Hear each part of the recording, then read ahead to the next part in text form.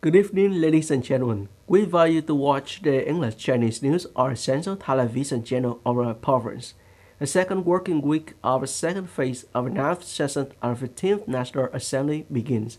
On June 16th, National Assembly passed a resolution of the National Assembly amending and supplementing a number of articles of 2013 Constitution with 100% of delegates present voting in favor. The draft resolution amending and supplementing a number of articles of 2013 Constitution submitted to the National Assembly for approval consists of two articles. Article 1 amends and supplements 5 articles and clauses of Constitution, including Article 9, Article 10, Clause 1 of Article 84, Article 110, and Article 111. Article 2 includes two clauses regulating the effective date and transitional provision. The resolution takes effect from the date of its adoption. The resolution amending and supplementing a number of articles of the Constitution of the Socialist Republic of Vietnam adopted by the National Assembly will be a historical milestone of extremely important significance, initiating a profound institutional reform, demonstrating revolutionary innovation in the organization of political system and national governance, and is the constitutional basis for successful implementation of the party and state policy on streamlining apparatus of the political system, creating a foundation for building a strong and prosperous Vietnam. The National Assembly has passed the law on organization of local government amended with 100% of the National Assembly deputies present voting in favor.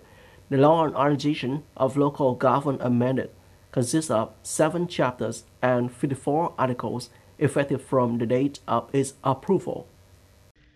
Mr. Home Affairs Fountain just said that the government has reviewed and revised the provision on local government at provincial and communal levels as follows: adjusting a number of tasks and powers in the People's Committee for the chairman of People's Committee. The Provincial People's Committee had 12 groups of tasks and powers. The chairman of Provincial People's Committee had 23 groups of tasks and powers. The Communal People's Committee has 10 groups of tasks and power. The chairman of Communal People's Committee has 17 groups of tasks and powers. The transition from a 3-level to a 2-level local government model is an important and historic reform step. The draft law has revised and supplemented transitional provisions for works in Hanoi, Ho Chi Minh City, and Da Nang City to implement the urban government model, currently only organizing the People's Committee, not organizing the People's Council, the local government model, with both the People's Council and the People's Committee to operate smoothly and effectively from July 1st, 2025. On June 16th, Mr. Ho Văn Hà, Vice Chairman of the Provincial People's Committee, chaired a meeting with representatives of departments, branches, sectors, and Vĩnh Cửu District to listen to reports on the progress of investment projects of Ma Da Bridge and the road leading from Ma Da Bridge to Ring Road 4, Ho Chi Minh City. The report at the meeting said that for the Ma Da Bridge project and road leading from Ma Da Bridge to Ring Road 4, Ho Chi Minh City, the current problem is the project is not in accordance with land use planning, construction planning, and planning of the Nai province. Therefore, there is not enough basis to decide on the investment policy of the project. Regarding investment capital, according to opinion of Ministry of Finance, because the project is not in accordance with the planning, there is not enough basis to support capital. Speaking at a meeting, Vice Chairman of the Provincial Bus Committee, Ho Văn Hà, emphasized that Ma Da Bridge and the road leading from Ma Da Bridge to Ring Road 4, Ho Chi Minh City, are key projects of the province, helping to promote connectivity and socio-economic development of the Central Highlands with provinces of the southern key economic region. Vice Chairman of the Provincial Works Committee, Ho Văn Hà, assigned the Provincial Department of Finance to take full responsibility for the project.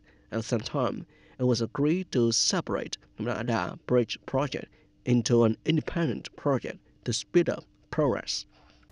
On June 16th, Vice Chairman of the Provincial Works Committee, Ho Văn Hà, had a working session with relevant units on the drainage project outside Long Thanh International Airport, Phase 1. At a meeting, The Nam Provincial Department of Finance proposed to assign Lâm Thanh District People's Committee to report on the progress of completing the dossier proposing investment policy for the drainage project outside Lâm Thanh International Airport Phase 1. In case it is not completed in time before the two-level government comes into operation, it is recommended that the Provincial Bus Committee assign the Provincial Construction Investment Project Management Board to receive and hand over the dossier, if any, and implement the next steps.